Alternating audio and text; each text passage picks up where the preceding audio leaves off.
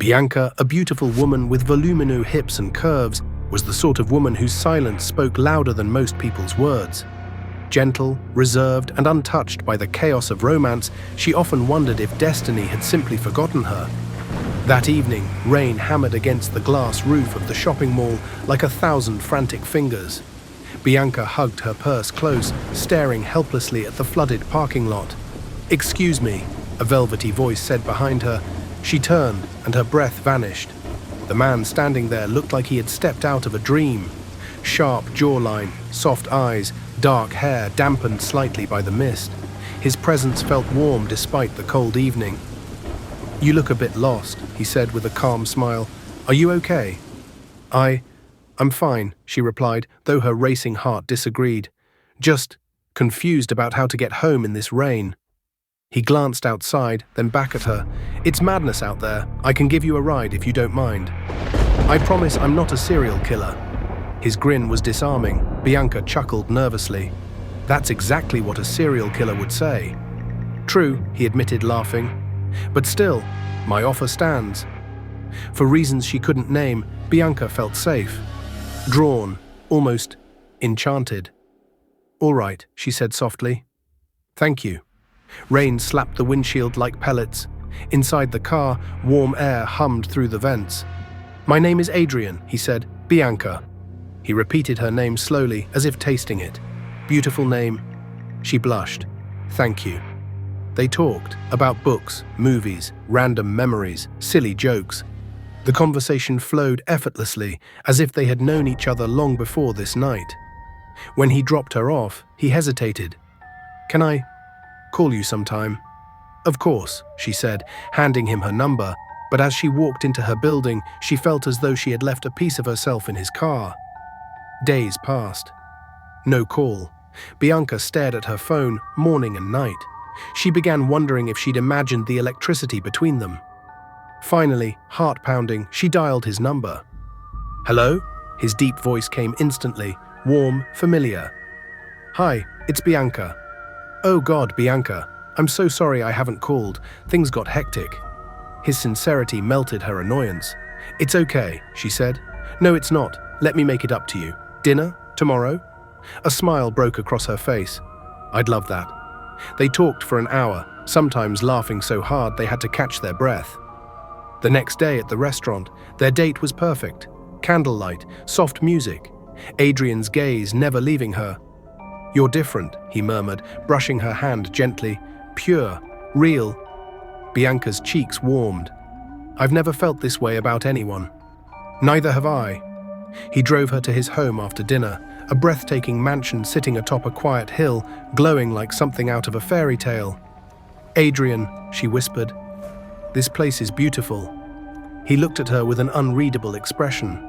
"I wanted you to see where I live, because I want you to be part of my world." Inside, the air smelled of fresh roses and cedarwood. Every room seemed untouched by time, elegant but strangely nostalgic. Later, in his bedroom, they kissed, gentle, fiery, consuming. But suddenly, Bianca pulled back, trembling. "Adrian, something feels strange." "What is it?" he asked, holding her face tenderly. She swallowed hard. "I'm a virgin. I've never done this before." A slow, almost relieved smile spread across his face. "That only makes me cherish you more." He pressed his forehead against hers. "You have no idea how special you are." That very night, she overheard him calling someone, his mother. "Mom, I think I've found her, the woman I'm going to marry." Her heart soared. Soon he asked her to move in, and she said yes. Weeks passed. They lived like newlyweds, laughing, cooking, exploring the city, sharing secrets under moonlit nights. Eventually, she gave him all of herself. He held her afterward, whispering, "You're mine, Bianca. Forever." A shiver ran through her, soft, warm, but haunting. One morning, after a passionate night, Adrian's phone rang. He kissed her forehead. "I need to take care of something for work. I'll be back soon." "Okay, I'll clean up a little." When he left, the house felt colder, almost too quiet. While cleaning, she found a small locked drawer in the study. Strangely, the key was already inside. Inside the drawer was a photo album, old, dusty, edged with time. She opened it. Adrian, smiling. Adrian, younger. Adrian, with siblings. Adrian, with his mother. He looks the same, Bianca murmured, frowning. Exactly the same.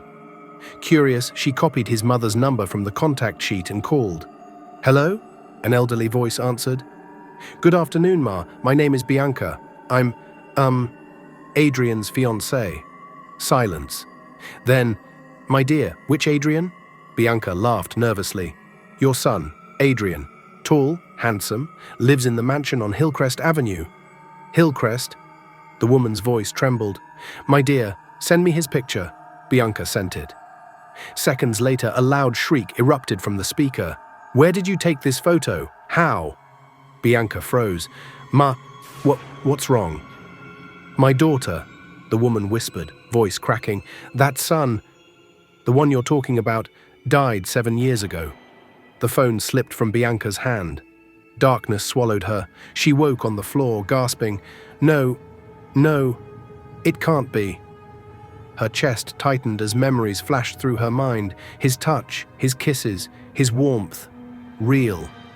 Too real. She fled the mansion in terror. Hours later, she forced herself to return for her belongings. But the hill was empty. Where the mansion had been, there was only tall, wild grass and broken stones. "No," she whispered, shaking. "No." A neighbor passing by stopped. "You okay, miss?" "There was a house here," Bianca stammered. "A mansion. Where is it?" The woman looked at her strangely. "Sweetheart, nothing's been built here for at least 10 years. Bianca collapsed, screaming. She spent months in torment, unable to sleep, haunted by shadows, hearing his voice whisper her name in the dark. Eventually, she went to a church and sought counseling. Prayers, therapy, healing. Slowly, she rebuilt herself piece by broken piece, one message echoing in her heart. Not everything beautiful is meant to be trusted. Not all that glitters is gold. Some loves come from the shadows and led back to them. But Bianca survived, her soul scarred, but her spirit reborn.